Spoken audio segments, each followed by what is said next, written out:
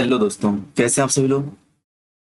उम्मीद है सभी स्वस्थ होंगे, मस्त होंगे, जबरदस्त होंगे। तो यहाँ पे गुप्त काल का तीसरा पार्ट आपके सामने है। तो एक बहुत महत्वपूर्ण टॉपिक यहाँ पे गुप्त काल के सिक्के क्या होते हैं और साहित्य वगैरह हम लोग पढ़ने वाले हैं, सर दर्शन पढ़ने वाले हैं यहाँ पे। तो क्लास रेगुलर टॉपिक में सो रहा है तो कोई दिक्कत नहीं, क्लास रेगुलर ही आपकी, ठीक है ना।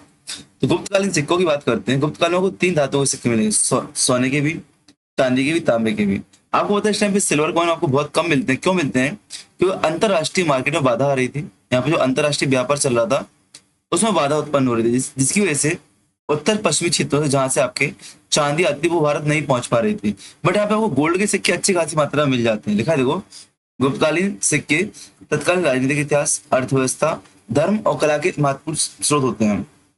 बात करते हैं गुप्तकालीन सिक्कों में। गुप्त वंश के दो प्रमुख शासक श्रीगुप्त और घटोत्कच, इनकी कोई निश्चित आपको मुद्रा प्राप्त नहीं हुई है। और गुप्तकालीन सिक्कों में नियमित क्रम देखते हैं हम लोग। कहाँ से? चंद्रगुप्त प्रथम से आपको दिखता है कि चंद्रगुप्त प्रथम के शासनकाल से आपको कॉइन्स रेगुलर दिखेंगे आपको। यहाँ पे इनके तो सिल्वर के कॉइन कोई दिखेगा नहीं, ठीक है ना। सिल्वर का कोई कॉइन दिखेगा नहीं। सिल्वर कहाँ से दिखता है आपको? आपको भैया चंद्रगुप्त द्वितीय से। आपको रामगुप्त देखो, रामगुप्त की ऐतिहासिकता लंबे समय तक विवाद रही है। रामगुप्त नामक रामगुप्त के नाम से क्या ताम्र सिक्के विदिशा एरर क्षेत्र से प्राप्त हुए। मुझे मैंने आपको बताया था रामगुप्त की कहानी किस प्रकार से है। रामगुप्त की कहानी और चंद्रगुप्त द्वितीय की कहानी और अग्निमित्र की कहानी आपको बताई थी। शुंग शासक की कहानी मैंने आपको बताई थी कि किस प्रकार से शुंगों से अग्निमित्र रामगुप्त हार गया था। किस प्रकार से रामगुप्त शुंग शासकों से हार गया था, अपनी बीवी को भेजने वाला था। वहां पे चंदू भाई से अपनी बीवी को भेजते, अपने आप को भेजते हैं और ठोक ठाक के आते हैं। आगे रामगुप्त को ठोक देते हैं, रामगुप्त की बीवी से शादी कर लेते हैं और खुद अपनी गद्दी संभालते हैं। कुछ कहानी मैंने आपको ऐसी बताई थी, ठीक है ना। इन सिक्कों पर रामगुप्त की ऐतिहासिकता के पक्ष पर महत्वपूर्ण मुद्रा शास्त्री साक्ष्य प्रदान करता है, ठीक है ना। मतलब आपको क्या, रामगुप्त की ऐतिहासिकता में से विवाद में रही पढ़ चुके थे हम लोग पहली क्लास में गुप्त काल की, ठीक है ना। लेकिन सिक्के हमें मिलते हैं, ताम लेख हमें मिलते हैं, तो उनसे अनुमान लगाते हैं भैया कोई रामगुप्त नामक व्यक्तित्व था।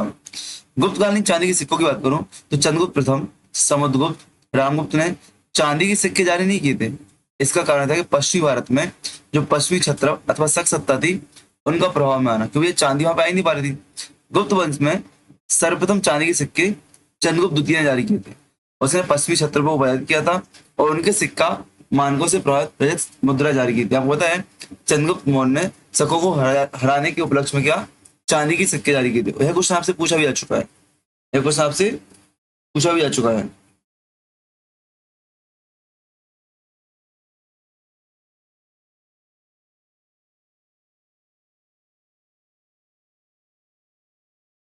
ठीक है ना।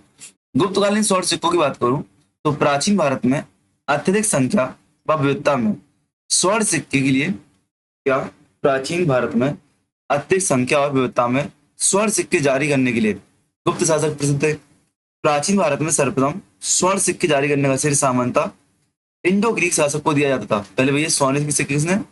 इंडो ग्रीक शासक ने जारी किए थे। सर्वाधिक सोने के सिक्के किसने जारी किए भैया? गुप्तों ने किए। अब गुप्तों ने जारी क्यों किया आपको समझ में आ रहा है? सिल्वर यहाँ पे नहीं है तो गोल्ड कॉइन लोग जारी करेंगे। और सर्वाधिक शुद्ध प्योरेस्ट गोल्ड कॉइन किसने? कुशल शासकों ने जारी किए थे। हम लोग इसको पढ़ चुके थे। गुप्त शासकों ने क्या बड़ी संख्या में अनेक प्रकार की स्वर्ण मुद्रा जारी की थी। गुप्तकालीन सिक्कों के भंडार की बात करूं तो गुप्तकालीन सिक्कों के अनेक मुद्रा भंडार प्राप्त हुए हैं। परंपरागत विवरण में गुप्त सिक्कों के लगभग 16 भंडार का उल्लेख मिलता है। इसमें सबसे प्रसिद्ध बयाना गुप्त मुद्रा भंडार है, जो बयाना से आपको प्राप्त होता है। बयाना कहाँ बेटा? राजस्थान के भरतपुर में आपका स्थित है। सिक्कों की शुद्धता की बात करूं तो गुप्त काल के उत्तरवर्ती चरण में स्वर्ण के सिक्कों में स्वर्ण शुद्धता में कमी दिखाई देती है। वजन दो शुद्धता क्या हो रही? कम हो रही है, वजन बढ़ रहा है। अर्थात सिक्कों का वजन बढ़ने के बावजूद भी सोने का अनुपात क्या हो रहा है? कम हो रहा है। गुप्तकालीन आर्थिक परिवर्तनों की महत्वपूर्ण मुद्रा शास्त्रीय संकेत है। सिक्कों की भाषा कैसी थी भैया? तो सिक्कों पर लेख लिखे जाते थे प्राकृत क्या संस्कृत भाषा में और ब्राह्मी लिपि में। गुप्त सिक्कों पर अनेक देवी देवताओं, धार्मिक कृतियां और आपकी आकृतियां मिलती हैं। चंद्रगुप्त प्रथम के सिक्कों की बात करते हैं। चंद्रगुप्त प्रथम के सिक्कों की बात करते हैं तो आपको यहाँ पे क्या मिलेगा बेटा? राजा रानी प्रकार के सिक्के जारी मिलेंगे। आपको पता है लिच्छवी रानी कुमार देवी ने शादी की थी, उस विवाह के उपलक्ष्य में क्या राजा रानी प्रकार के सिक्के जारी किए थे। पढ़ चुके थे इनको हम लोग। इन सिक्कों पर चंद्रगुप्त प्रथम, उसकी रानी लिच्छवी राजकुमारी, कुमार देवी एक साथ प्रदर्शित है। और दूसरी तरफ क्या एक देवी आपकी, एक देवी की आकृति है और लिच्छवाया लिखा हुआ है। ये सिक्के गुप्त और लिच्छवियों के वैवाहिक संबंध के महत्व को प्रदर्शित करते हैं। अब करते हैं चंद्रगुप्त समुद्रगुप्त के सिक्के। समुद्रगुप्त, तो समुद्रगुप्त विभिन्न प्रकार की स्वर्ण मुद्रा जारी करता है।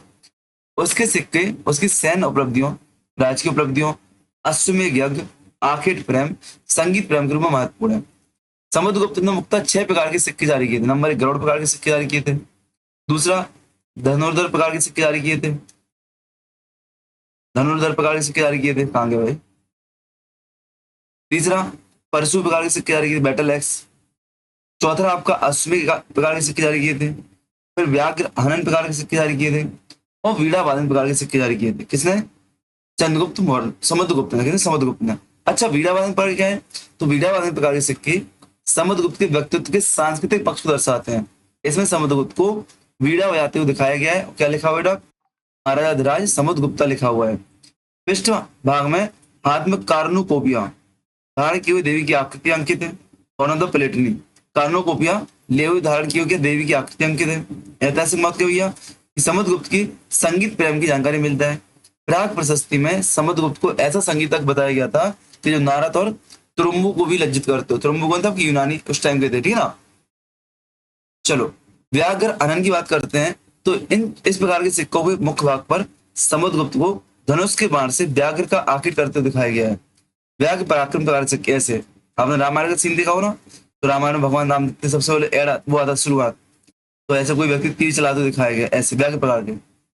पृष्ठ भाग पर मकर वाहिनी गंगा का आकृति है। इसके साथ राजा समुद्र लिखा हुआ है, समुद्रगुप्त लिखा हुआ है।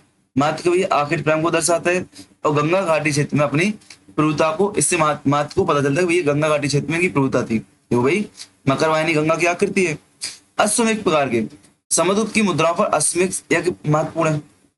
सिक्कों के मुख्य भाग पर यज्ञ यूप के समीप, यज्ञ यूप अर्थात युग वेदी के समीप अश्वमेध के घोड़े की आकृति है।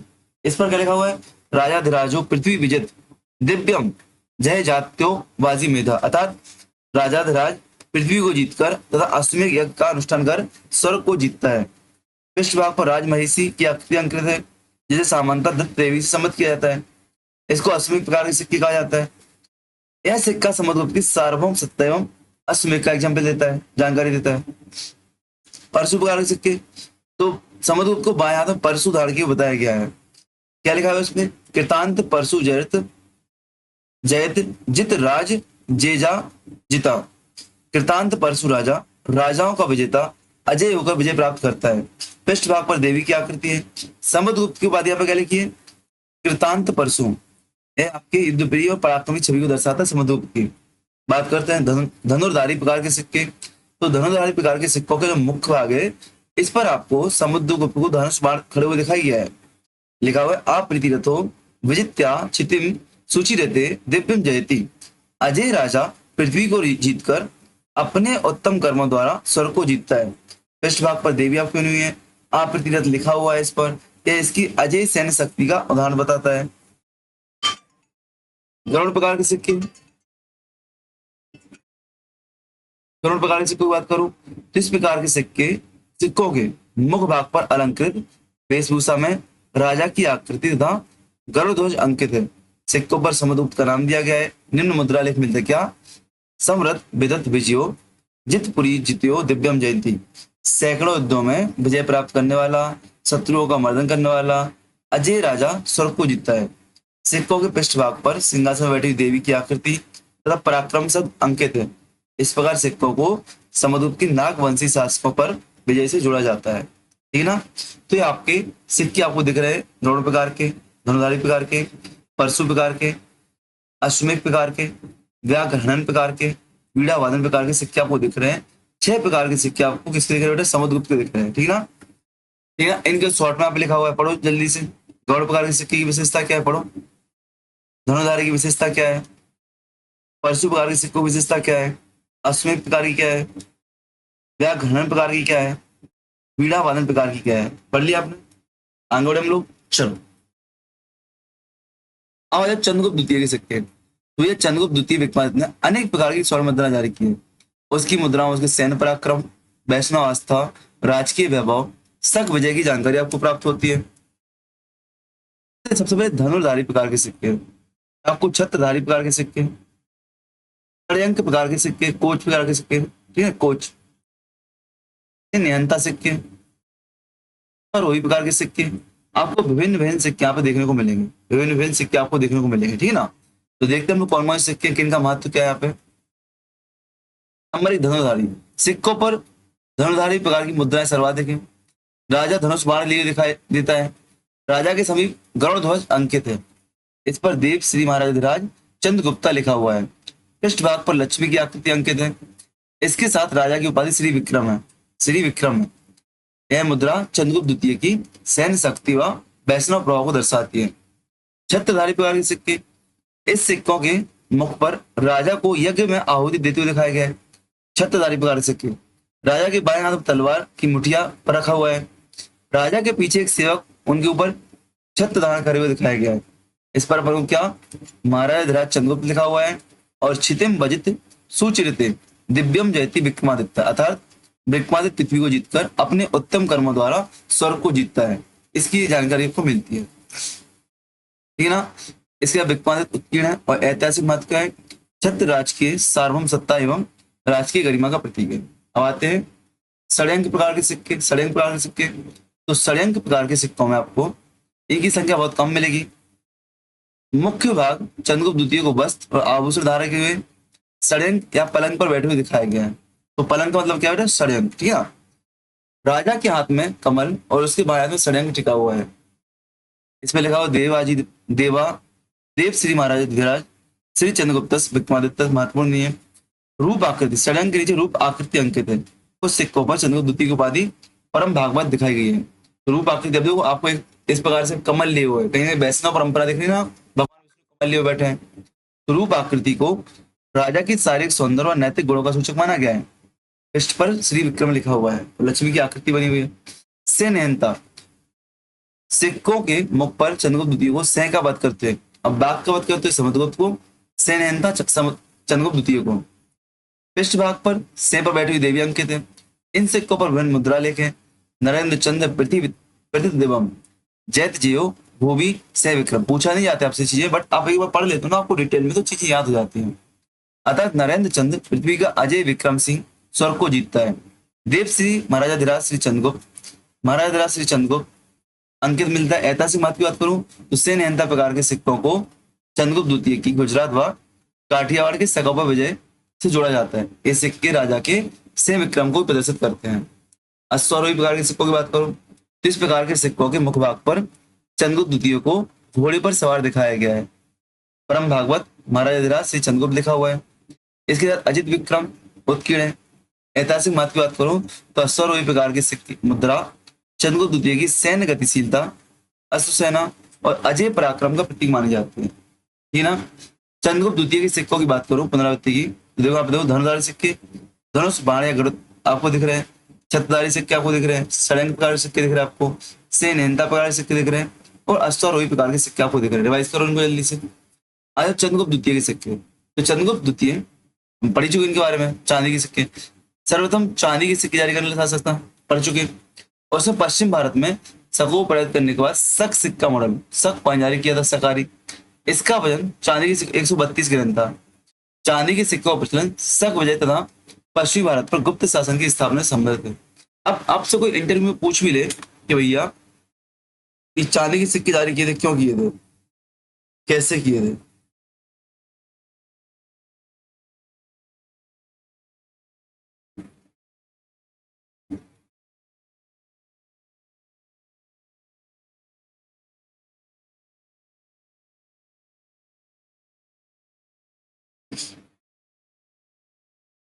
तो आप इसका आंसर दे सकते हो कि किस प्रकार से चांदी के सिक्के जारी किए गए थे। किस प्रकार से चांदी के सिक्के जारी किए गए थे, क्यों किए गए थे, किस परिस्थिति में किए गए थे, ये आप अच्छे से और सही बातों का आंसर दे सकते हो, बराबर ना। आगे बढ़े हम लोग, आगे बढ़े, चलो कुमारगुप्त के सिक्के देख लो। तो कुमारगुप्त प्रथम ने गुप्त शासकों में सर्वाधिक 14 प्रकार के सिक्के जारी किए थे। उसके सिक्कों पर धार्मिक सैन्य राजनीतिक प्रतीक मिलता है।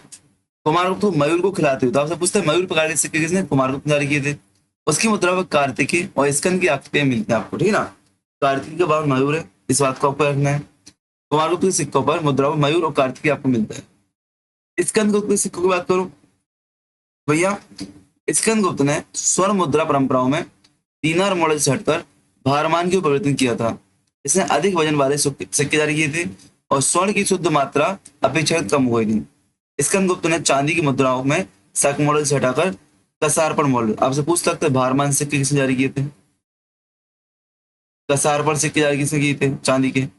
ठीक ना। उत्तरवर्ती गुप्त शासकों के सिक्कों का कुल वजन बढ़ता गया लेकिन स्वर्ण की शुद्धता कम होती गई थी। देखी चुके हम लोग। यह मुद्रा के अवमूल्यन की ओर संकेत देता है। ठीक ना। चलो, अब कौन कौन से सिक्के प्रमुख थे? दीनार व निस्क का उल्लेख मिलता है आपको। दीनार स्वर्ण मुद्रा थी। दीनार का प्रयोग उच्च मूल्य की वस्तुओं के लिए क्रय विक्रय के लिए होता था। दीनार का प्रचलन मौर्य काल में भी, मौर्य काल से मिलता है अपन को। ठीक है ना। साहित्यिक व मुद्रा शास्त्रीय विवरणों में दीनार के विभिन्न बारमानों का उल्लेख हम देख ही चुके हैं। और जैसे जैसे उत्तरवर्ती गुप्त शासक आते हैं तो इनका भार क्रमशः बढ़ता जाता है। भले शुद्धता कम हो जाए लेकिन भार क्या हो रहा है? बढ़ रहा है। भार क्या हो रहा है? बढ़ रहा है। गुप्तकालीन चांदी के सिक्कों की बात करूं तो गुप्तकालीन साहित्य में विभिन्न प्रकार की रजत मुद्रा का उल्लेख मिलता है। चांदी के सिक्कों में शतमान, पर्ण, कसारपण, रूपक आपको मिलते हैं। रूपक नामक चांदी के सिक्के का प्रमुख प्रचलन गुप्त काल से माना जाता है। चंद्रगुप्त द्वितीय द्वारा पश्चिमी क्षत्रियों की विजय के बाद चांदी के सिक्कों का नियमित प्रचलन विशेष रूप से बढ़ता है।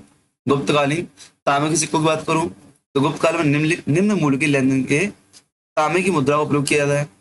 प्रमुख ताम्र मुद्राएं मासक और काकड़ी थी। मासक और काकड़ी थी। इनका प्रयोग अपेक्षाकृत छोटे आर्थिक लेन देन में किया जाता है। इसमें इनका प्रयोग अपेक्षाकृत छोटे आर्थिक लेन देन में किया जाता है। मासक, काकड़ी, तांबे की मुद्राओं का।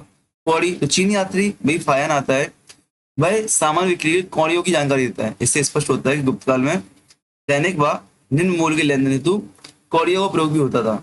अंतरराष्ट्रीय मुद्रा की बात करूं तो अंतरराष्ट्रीय स्तर पर चांदी की कमी दिखाई देती है। इसके विपरीत सोना अपेक्षाकृत अधिक मूल्यवान था। उत्तरवर्ती गुप्त काल में स्वर्ण मुद्रा की शुद्धता में कमी आर्थिक व व्यापारिक परिवर्तनों का संकेत देती है। तो याद रखो भैया, सोने की मुद्रा कौन कौन थी? दीनार और निस्क, रजत, शतमान, पर्ण, कसारपण, रूपक, ताम्र में मासक, काकड़ी और स्थानीय में विनिमय को कौड़ी आपकी होती थी। ये आपकी प्रमुख मुद्राएं हो रही है इसकी गुप्त काल की। अब आते हुड़ा आक्रमण हुआ था तो हुड़ों ने भी सिक्के जारी किए थे। क्या हुड़ा आक्रमण हुआ था तो हुड़ों ने भी सिक्के जारी किए थे। ठीक है ना। हुड़ों को सिक्के देखते हुए जो आक्रमणकारी थे इन लोगों ने सिक्के जारी किए। तो गुप्त काल में व्यापार और वाणिज्य के पतन के साथ सिक्कों की संख्या में कमी दिखाई देती है और गुप्तोत्तर काल में अन्य समकालीन शक्तियों की तुलना में हुड़ों के सिक्के पर्याप्त मात्रा में मिलते हैं। हाँ, हुड़ों सिक्कों पर विभिन्न विदेशी मुद्राओं का प्रभाव मिलता है। भैया विदेशी तो वैसे ही थे। इसमें मिलते हैं हेप्टेलाइट प्रकार के सिक्के, तो मध्य एशियाई प्रभाव के सिक्के दिखाई देते हैं आपको। रजत और तांबे के होते हैं। सोने के सिक्के नहीं मिलते आपको। ससानी प्रभाव वाले सिक्के, तो हुड़ों के सिक्कों में पश्चिम एशिया ससानी प्रभाव दिखाई देता है। रजत के और तांबे के सिक्के होते हैं। तोरमार के सिक्के महत्वपूर्ण आपके ताम्र मुद्रा मिलती है आपको। पंजाब उत्तर पश्चिम प्रदेश से मिलती है आपको, उत्तर प्रदेश से मिलती है। ठीक है। गधैया प्रकार के सिक्के, तो गधैया प्रकार का सिक्का उत्तरवर्ती प्राचीन और प्रारंभिक मध्यकालीन भारत की विशिष्ट मुद्रा थी। इन सिक्कों पर ससानी मुद्रा शैली का प्रभाव दिखाई देता है। कुछ क्षेत्रों में इन सिक्कों अथवा इनके स्थानीय रूपों का प्रचलन दीर्घ काल तक बना रहता है। सिक्कों के मुख्य भाग पर मानव मुख का अत्यधिक शैलीबद्ध और विकृत चित्र अंकित होता है। सिक्कों के पृष्ठभाग पर अग्निदेवी, यज्ञ, वेदी की शैलीबद्ध आकृतियां दिखाई देती हैं। परंपरागत व्याख्या में गधैया नामक को गुजरात व सिंध क्षेत्र में यज्ञ वेदी के रूप में प्रयुक्त स्थानीय शब्द से जोड़ा जाता है। ठीक है ना। कारण है इसमें क्या आपको सासानी मुद्रा शैली है और इस प्रकार की शैली हुड़ों की है। मुख्य भाग पर क्या आपको मानव मुख अत्यधिक शैलीबद्ध और विकृत दिखाई गया और पृष्ठभाग पर अग्निवेदी दिखाई देगी आपको। ठीक है। दबुआ प्रकार के सिक्के यूपी और बिहार से आपको मिलते हैं। ओपी और बिहार से आपको मिलते हैं। ठीक है। स्थानीय मुद्रा को दबुआ जाना जाता है। अब देखो यहाँ पे सिक्के लिखे हुए, मेन मेन सिक्के किसने जारी किए? चंद्रगुप्त ने। द्वितीय ने चांदी के शक शासन, कुमारों पढ़ लो। स्कंदगुप्त देखो, दीनार देखो, रूपक देखो, मासक, काकड़ी देख लो, कौड़ी देख लो, हेप्टेलाइट सिक्के देख लो, ससानी सिक्के देख लो, तोरमार देख लो, गधैया देख लो। ठीक है। कुछ अन्य सिक्कों में आपको डायरेक्ट सिलोगई सिक्के मिलेंगे। क्या? डायरेक्ट सिलोगई मिलेंगे। हकमनी शासक द्वारा दारा व डेरिस द्वारा चलाए जाते थे। राष्ट्रकूट शासकों द्वारा गधान व द्रम नामक सिक्के मिलते हैं आपको। पल्लव शासकों के सिक्कों को सिंह पर बैठे हुए मानव आकृति के साथ अंकित किया गया है। कुषाण शासक वासुदेव के सिक्कों पर शिव और हाथी, ये आपसे पूछा जाता है कि किसके सिक्कों पर शिव और हाथी मिलेगा, तो वासुदेव के सिक्कों पर। ठीक है ना। गजासुर का वध करते हुए शिव दिखाई देगा आपको। दक्षिण भारत में सर्वप्रथम सोने की मुद्राएं गंग और कदम्बों द्वारा चलाई गई थी। इन्हें अपन पद्मटंक सिक्के भी कहते हैं, पद्मटंक कॉइन्स भी कहते हैं। पद्मटंक सिक्कों सोने के आभूषण के समान जिसमें छेद हुआ करता है, ठीक है ना। ये आपको विभिन्न सिक्के आपको दिखाई दे रहे हैं। तो मैं इस क्लास को इतना ही अपलोड करूंगा सिक्कों के नाम से कि कॉइन्स महत्वपूर्ण है, अपलोड करूंगा छोटी सी क्लास से। अब यहाँ से हम लोग लेते हैं संस्कृत भाषा और साहित्य का विकास नेक्स्ट क्लास में, ठीक है। अभी आपको मिलेगी इसी की जस्ट अपलोड होने के बाद आपको रिकॉर्डिंग शुरू हो जाएगी।